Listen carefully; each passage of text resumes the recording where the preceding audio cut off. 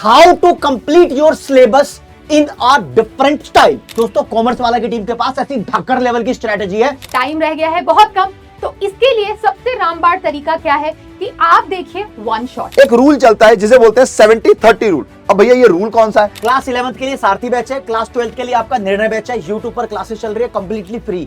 मैं इस टाइम पे उन बच्चों की दुखती रग पकड़ पा रहा हूं जिन बच्चों का अभी तक सिलेबस कंप्लीट नहीं हुआ, बहुत ज्यादा परेशान लग रहे हैं, सोच रहे हैं कि उनका बोर्ड का पेपर कैसा जाएगा अगर हम सिलेबस कंप्लीट नहीं कर पाए तो।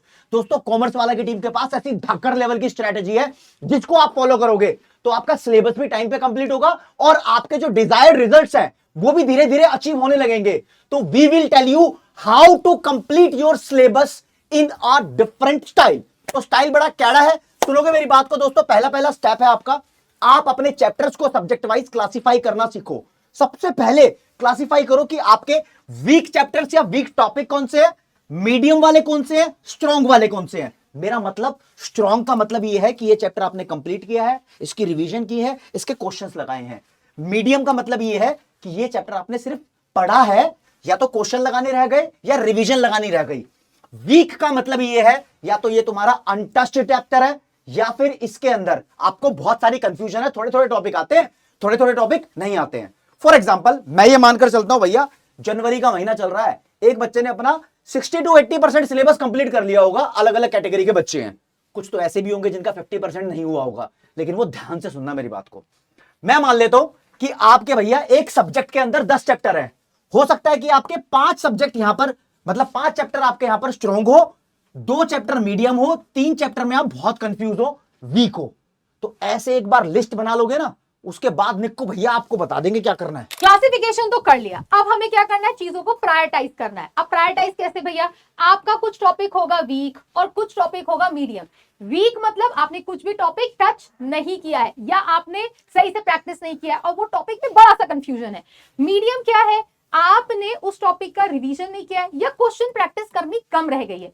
अब ये दोनों चीजें तो हो गई, अब मैम इसको प्रैक्टिस कैसे करें, टाइम रह गया है बहुत कम। तो इसके लिए सबसे रामबाण तरीका क्या है कि आप देखिए वन शॉट। वन शॉट में आप यहां पर अपने वीक अनटच्ड वाले टॉपिक्स को फटाफट से कर सकते हैं।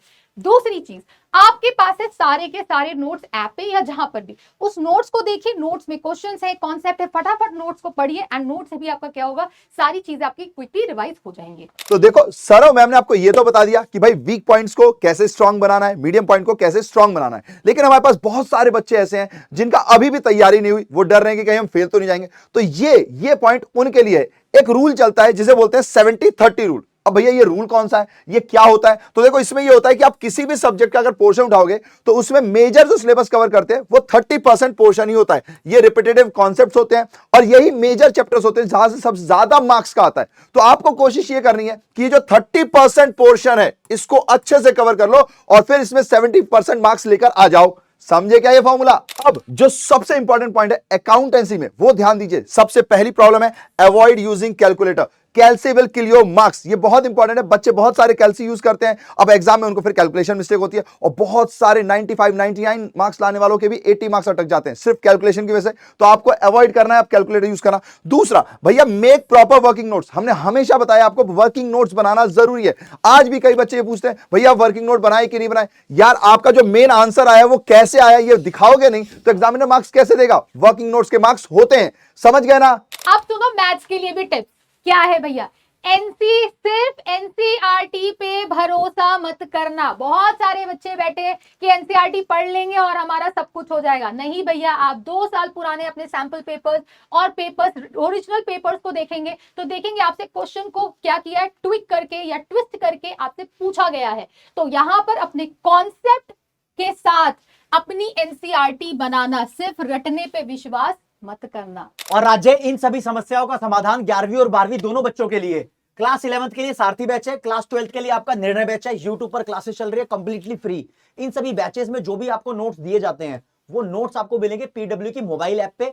आप इन बैच का नाम सर्च करोगे, वहां पर मिलेंगे आपको। अगर आप देखोगे कॉमर्स वाला यूट्यूब चैनल को, वहां पर वन शॉट्स भी कराए गए हैं वेरियस सब्जेक्ट्स के। आपको वहां पर प्रीवियस ईयर के सैंपल पेपर्स भी मिलेंगे। तो देरी किस बात की, आप तैयारी में जुट जाओ, अपना दिमाग खराब मत करो। अपने दिमाग में एक सॉल्यूशन का प्रोसेस लेकर आओ। प्रॉब्लम में डूबने से चीजें खराब होंगी, सॉल्यूशन के बारे में सोचो, जो टिप्स दी गई हैं उनको प्रिपेयर करो। All the best.